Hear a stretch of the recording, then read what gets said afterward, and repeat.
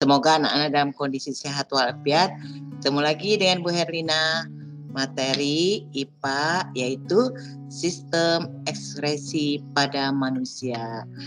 Tolong Ibu mohon dengan sangat kalian perhatikan betul-betul ya, bahwasanya setelah ini nanti ada beberapa tugas yang akan Ibu berikan.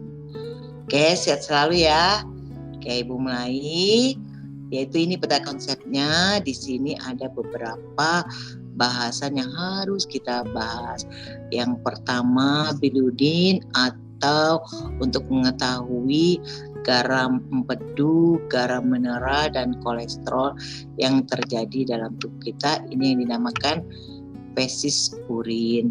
Nah, ternyata dari fesis urin ini ada air, urea, garam, dan mineral yang keluar nantinya dari keringat dan melalui kulit tersebut ya. Ini sistem ekskresi pada manusia, paru-paru, hati, empedu, ginjal. Oke, Ibu lanjut. Yang pertama, sistem ekspresi manusia. Kita pasti pernah berkeringat. Keringat merupakan salah satu sisa aktivitas yaitu yang dinamakan metabolisme yang bila tidak dikeluarkan akan meracuni tubuh. Zat-zat sisa dikeluarkan melalui organ-organ tertentu. Nah ya, jadi kalau kalian sedang beraktivitas atau olahraga atau jalan atau apakah itu, nah jadi keringat, kita harus mengeluarkan keringat melalui aktivitas tersebut yang dinamakan metabolisme. Bila tidak dikeluarkan akan meracuni tubuh. Nah, akan meracuni tubuh ini karena ini merupakan zat-zat sisa yang dikeluarkan melalui organ-organ tertentu. Apa saja organ-organ tersebut? Bagaimana cara organ-organ tersebut mengeluarkan zat-zat sisa? Bagaimana jika terjadi kerusakan pada organ-organ tersebut? Nah, di sini kalian perhatikan, ya akan Ibu jelaskan satu persatu. Nah, di sini organ-organ penyusun sistem ekskresi, yaitu yang pertama, proses metabolisme menghasilkan energi dan zat berguna bagi tubuh. Selain itu, dihasilkan juga zat-zat sisa yang tidak diperlukan oleh tubuh. Yang pertama, yang kedua, ya, zat sisa tersebut bersifat racun dan dapat membahayakan tubuh, karenanya harus dikeluarkan dari tubuh. Tadi yang Ibu katakan tadi karena dia bersifat racun. Yang ketiga, proses pengeluaran zat sisa tersebut disebut ekskresi ya. Nah, inilah yang dinamakan proses pengeluaran zat sisa. Yang keempat, organ-organ yang berperan dalam proses ekskresi meliputi kulit, ginjal, paru-paru, dan hati. Lanjut, kita lihat dari kulit dulu. Organ-organ penyusunnya. Yang pertama, kulit. Kulit adalah organ pelindung yang menutupi seluruh permukaan tubuh. Zat sisa metabolisme dikeluarkan dalam bentuk keringat. Ada 3, lapisan kulit ari, lapisan kulit jagat, dan jaringan bawah kulit. Yang kalau lapisan kulit ari yang dinamakan epidermis. Kalau lapisan kulit jagat yang dinamakan dermis. Kalau jaringan bawah kulit yang dinamakan subkutan ya. Jadi perlu diperhatikan yang ini.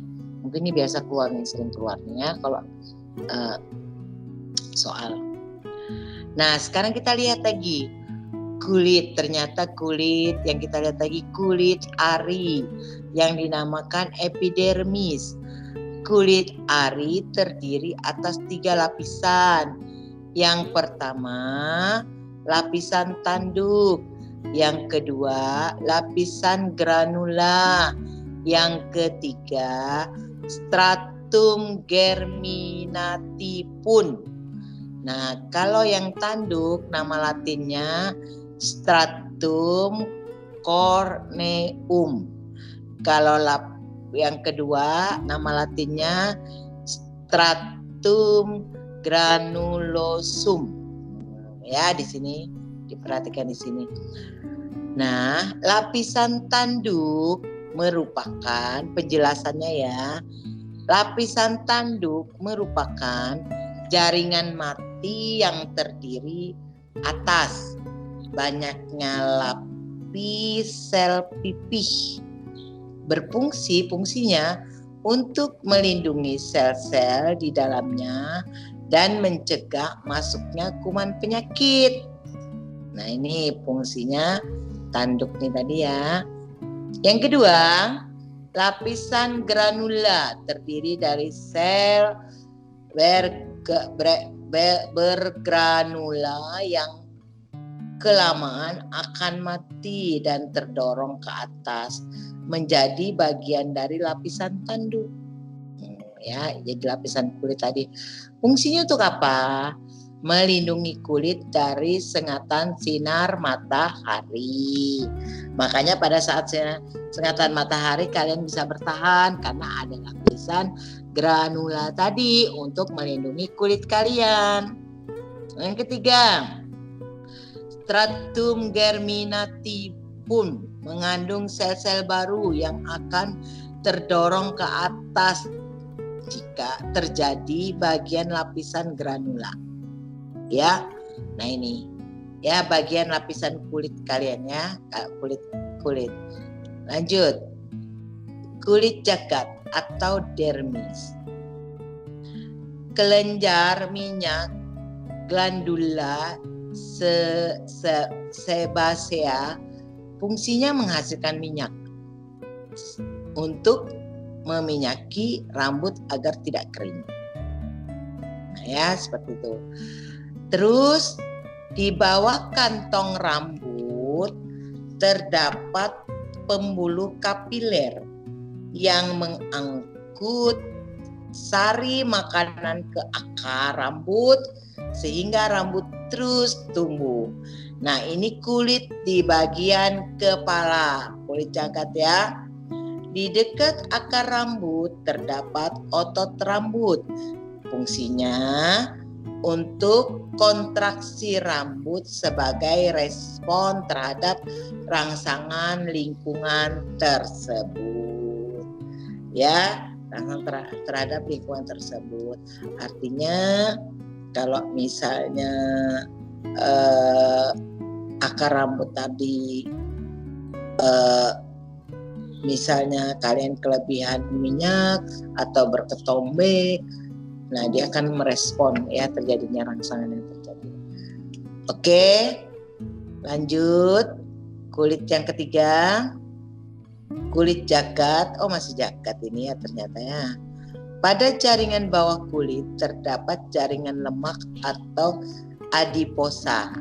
Jaringan ini berfungsi untuk menyimpan lemak sebagai cadangan makanan dan menjaga suhu tubuh agar tetap hangat.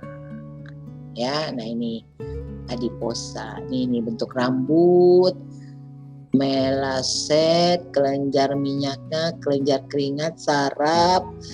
Terus apa ini?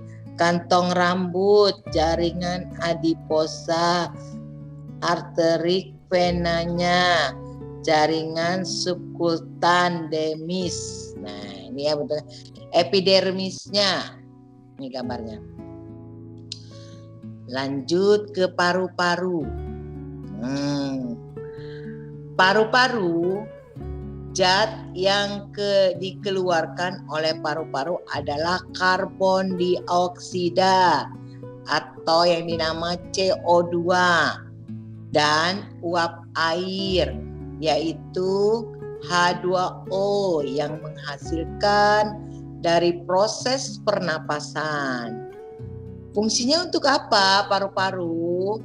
Mengeluarkan karbon dioksida dan uap air yang sudah digunakan lagi yang sudah tidak digunakan lagi oleh tubuh kita.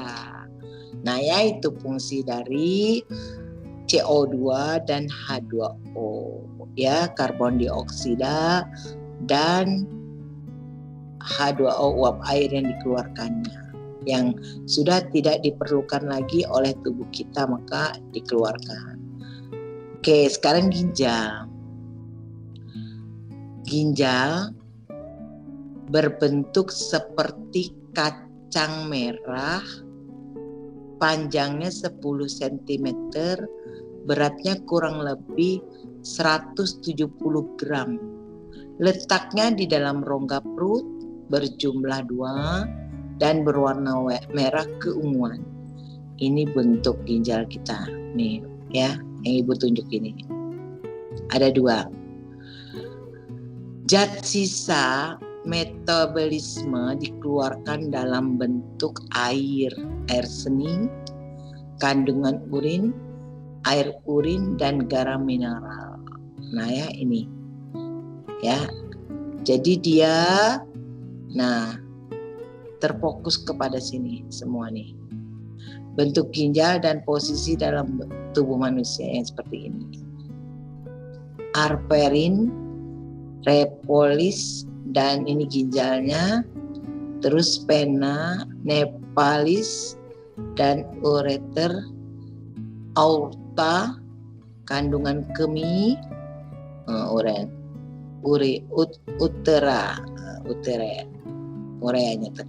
keluar pada saat keluar. Ginjal tersusun atas kulit ginjal yang dinamakan korteks, sumsum ginjal, medula, dan rongga ginjal pelvis. Nah, ini bentuknya. Pelvis ginjal nih yang terdiri dari korteks dan medula. Nah, ini bentuknya. Urapor. Nah, ini terus ini apa ini? Ini irisan melintang struktur dalam ginjal. Kalau ini irisan melintang struktur dalam ginjal, sedangkan yang B ini struktur nevolunnya, ya. Nah ini seperti ini. Nih bentuk ginjal kita ya. Lengkung, ada hentonya, tumbuhan. Nih ya, oke. Lanjut. Nah, ginjal, korteks tadi, medula, pelvis itu akan diteruskan ke nefron. Dari nefron ini terus dia tubusus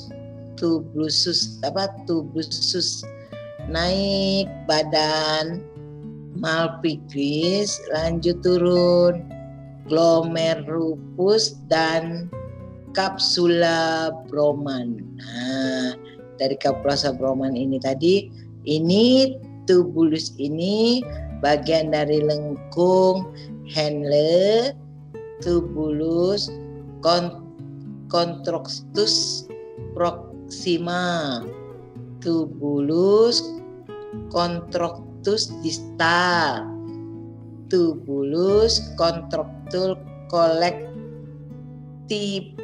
Nah ini ya, yang tadi, yang bagian-bagian tadi yang ada 2 gambar yang Ibu lihatkan tadi ya, itu bagiannya. Ginjal berperan sebagai alat ekskresi atau pengeluaran dengan cara menyaring darah dan zat-zat sisa yang terdapat di dalam darah dapat dikeluarkan oleh bentuk air seni. Ya, penyaringan Oke, apa ini kok kembali? Udah. Penyaringan darah sehingga berbentuk urin meliputi 3 tahapan. Tahapan pertama penyaringan atau ini dinamakan filtrasi atau penyerapan kembali, reabsorpsi atau pengumpulan yang dinamakan augmentasi, ya. Nah, ini penyaringan yang terhadap di dalam ginjal. Ketiga, ginjal penyaringan yang dinamakan filtrasi tadi itu ada 3 proses. Proses pertama di bagian di samping ini, darah yang mengandung sisa metabolisme masuk ke arteri ginjal. Cairan tubuh keluar dari pembuluh arteri ginjal lalu masuk lagi ke badan maksudnya badan nalfigris. Terus plasma darahnya dan zat terlarut disaring oleh glomerulus. Nah, ini hasil filtrasi urin primer. Terus membran glomerulus dan kapsula Broman bersifat permeabel terhadap air dan zat terlarut berukuran kecil. Oleh karena itu, molekul-molekul besar dapat tersaring. Sedangkan urin primernya masih mengandung air, glukosa, asam aminila, dan garam mineral. Ya, jadi seperti itu. Ya, prosesnya, proses pengeluaran urin. Ini ada 3 bagian. Jika urin mengandung protein, berarti terjadi gangguan pada kerusakan glomerulusnya. Nah, jika kandungan proteinnya, ya. Terus jika urin mengandung gula, dapat disebabkan oleh 2 bagian. Yang pertama, kerusakan pada tubulus ginjal. Yang kedua, kadar gula yang tinggi sehingga tubulus ginjal tidak dapat menyerap kembali semua gula yang ada pada filtratnya. Jadi glomerusnya, diabetes mellitusnya, diabetes insipidus. Nah, ini ya, kalau sudah kembali ke gula yang ada tadi pada filternya, maka glomerusnya itu yang dinamakan diabetes mellitus dan diabetes insipidus. Yang ketiga, fungsi ginjal menyaring darah, mengeluarkan sisa metabolisme, membuang zat-zat yang berbahaya bagi tubuh, dan mengatur keseimbangan air dan garam di dalam darah. Ya, jadi seperti itu ya anak-anak ibu yang ibu sayangi. Semoga kalian paham dan bisa dimengerti. Ibu lanjutkan ke hati. Hati merupakan kelenjar terbesar dalam tubuh. Terletak dalam rongga perut sebelah kanan di bawah diafragma. Pada orang dewasa normal, beratnya kurang lebih dari 2 kilogram dan berwarna merah. Hati menghasilkan empedu yang memiliki ciri sebagai berikut. Nih cirinya ada 5. Yang pertama, cairan kehijauan. Yang kedua, rasanya pahit. Yang ketiga, pH-nya netral. Yang keempat, mengandung kolesterol. Yang kelima, mengandung garam empedu. Ini pada hati ya. Ini perlu diperhatikan hatinya nih. Nah, hati ada 3 nih. Empedu yang dihasilkan akan ditampung di dalam kantong empedu. dan fungsinya mengemulsikan lemak pada proses pencernaan. Ya. Mengklumsikan, maksudnya mengklumsikan lemak, mengatur pada proses pencernaan. Zat warna empedu itu biasa disebut dengan bilirubin atau biliperdin. Nah, warna.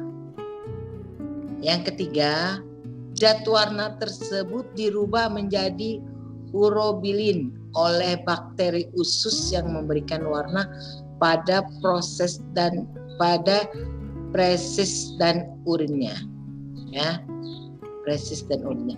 Nih, letak hati manusia dalam tubuh nih. Nih hati manusia nih. Besar ya, 2 kilo nih. Orang dewasa. Terus fungsi hati. Ada berapa nih fungsi hati? 1, 2, 3, 4, 5, 6, 7. Perhatikan fungsi hati. Yang pertama, salah satu alat pembuangan atau yang dinamakan ekskresi. Yang kedua, tempat menyimpan gula dalam bentuk glikogen. Yang ketiga, tempat pembentukan dan pembongkaran protein. Yang keempat, tempat pembongkaran sel darah merah. Yang kelima, pembentukan dan pengeluaran cairan empedu. Yang keenam, menetralkan obat dan racun. Yang ketujuh, tempat pembuatan vitamin A dari provitamin A. Nah, ini ya fungsi hati. Terus fungsi hati. Nah, sekarang perhatikan contoh ini contoh soal tapi Ibu langsung jawab. Jelaskan fungsi hati sebagai alat ekskresi. Jawabnya, hati mengeluarkan empedu. Fungsinya mengglumsikan lemak dalam proses pencernaan makanan. Hati juga mengeluarkan urea ke dalam ginjal dan merupakan sisa-sisa pencernaan protein.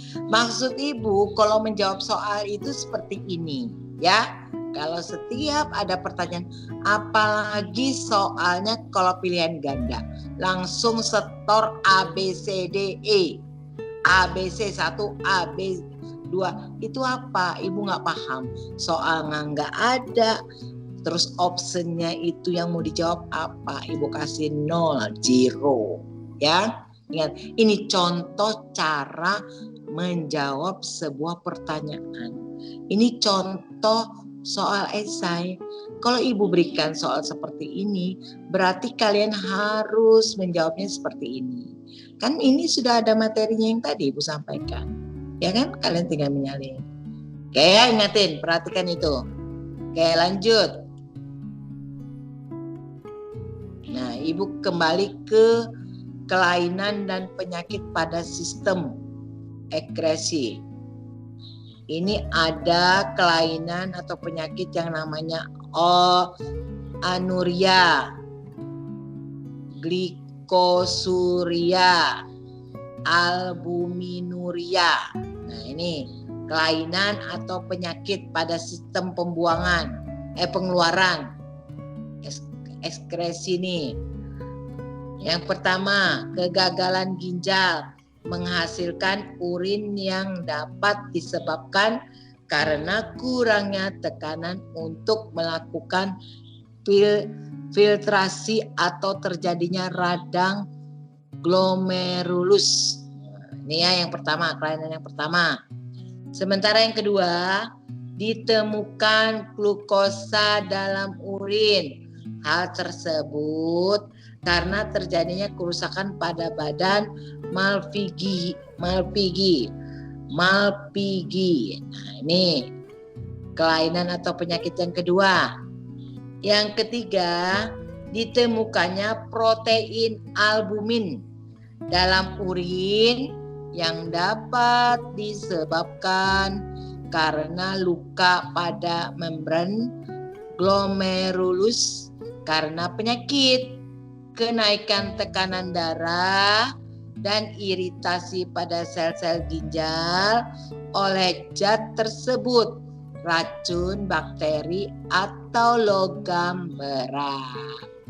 Ya, nah ini kalau ibu tanyakan, sebutkan 3 penyakit atau kelainan pada sistem ekskresi. Berarti jawabnya 1, 2, dan 3. Paham ya? Lanjut. Ini lagi masih ada hematuria. Yang keempat penyakitnya.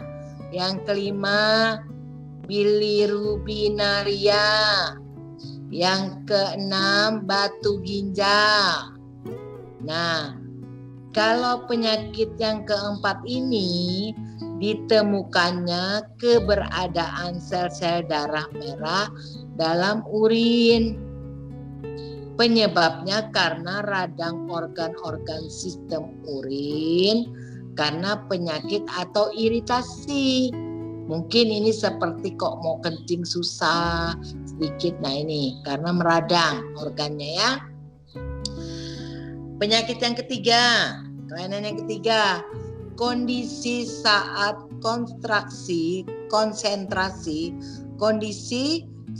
konsentrasi bilirubin dalam urin melebihi batas normal.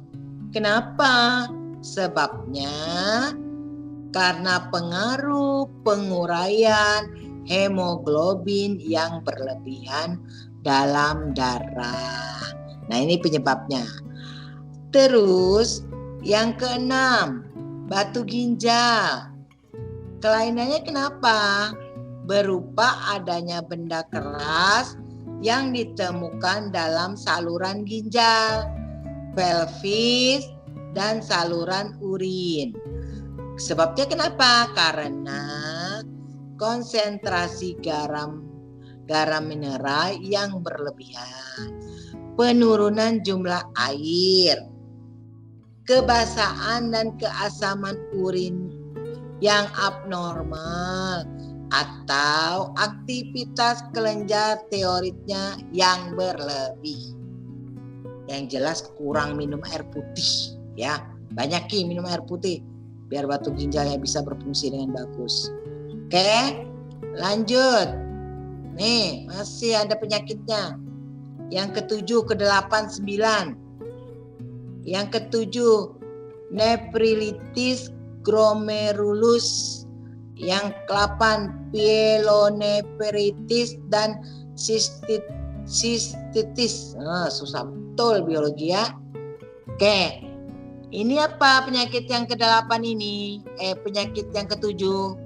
Ternyata radang ginjal yang melibatkan glomerulus.